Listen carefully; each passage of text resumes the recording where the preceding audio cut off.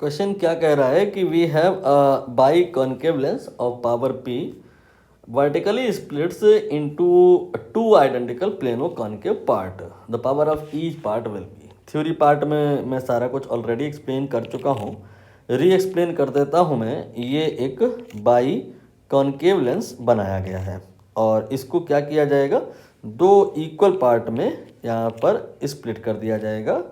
ये मैंने यहाँ पर इसको दो इक्वल पार्ट में स्प्लिट कर दिया। You can say dotted part के अलोंग आपने एक नाइफ अप्लाई करी तो इसके दो पार्ट हो गए। ये पार्ट 1, ठीक है। इसके बाद में एक और पार्ट ऐसा ही वो राइट साइड में बना लेते हैं।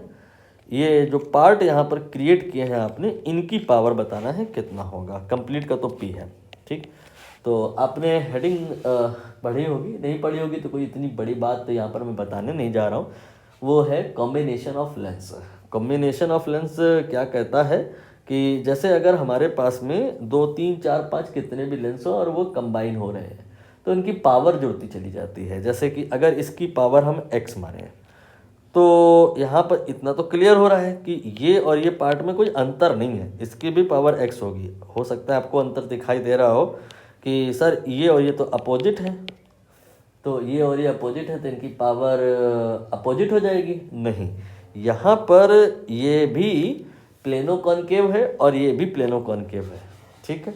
दरअसल होता क्या है इमेज फॉर्मेशन में, जैसे कि अगर आप पैरेलल रेज कहीं पर गिरा रहे हो किसी सरफेस पे और पता लगाना है कि वो आपके इस सिस्टम से क्रॉस होने के बाद कौन से पॉइंट पे जाके मिलेंगी, तो डिपेंड करता है कुछ बातें, जैसे कि कितने बार रिफ्रैक्शन हुआ।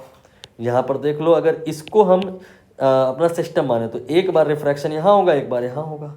इसमें अगर हम माने तो यहाँ भी तो वही है, 2 बार रिफ्रैक्शन होगा। और जो रिफ्रैक्शन हुआ उस दरमियान जितने बार भी हुआ, नेचर ऑफ द सर्फेसेस क्या था, यहाँ पे भी एक बार आपकी जो सरफेस थी वो कनकेव थी और यहाँ पर दूसरी बार प्लेन थी। यहाँ पर बस उल्टा ये हुआ कि आपको प्लेन मिल गई और फिर यहाँ पे कॉनकेव मिल गई। इससे ये जो इन टोटल सिस्टम में पावर है उस पर कोई फ़र्क नहीं पड़ेगा, जितनी पावर इसकी होगी उतनी ही पावर इसकी होगी। तो नहीं, अगर आपको समझ में आया तो ऐसा करो ना, इसको यहाँ से उठाओ और इसको रिक्रिएट कर लो, ऐसे इसको घुमा दो ये इस प्रकार से। अब देखिए दोनों सेम टू सेम लग गए। तो यहाँ पे x + x मिला दें तो ये p के बराबर हो गया टोटल पावर के। तो 2x जो है वो p के बराबर हो गया, तो x बराबर p/2 आ गया। मतलब इस प्रकार से जो अगर आप कट करते हैं तो हाफ पावर हो जाएगी। ये अगर टोटल 10 डायोप्टर का है तो ये 5 डायोप्टर का होगा, ये 5 डायोप्टर का होगा। दरअसल मैंने यहाँ पर जो बोला है एब्सोल्यूट करेक्ट नहीं है, क्योंकि ये कॉनकेव लेंस है तो पावर प्लस नहीं होती, माइनस होती। मुझे बोलना चाहिए था जो ये -10 डायोप्टर का होगा तो ये -5 डायोप्टर का होगा, ये -5 डायोप्टर का होगा। इससे अल्टीमेट इस बात को कोई फ़र्क नहीं पड़ेगा क्या कि इसकी पावर अगर p है तो इसकी p/2 होगी और इसकी भी p/2 होगी। फाइनली आंसर जो होगा वो ऑप्शन बी होगा।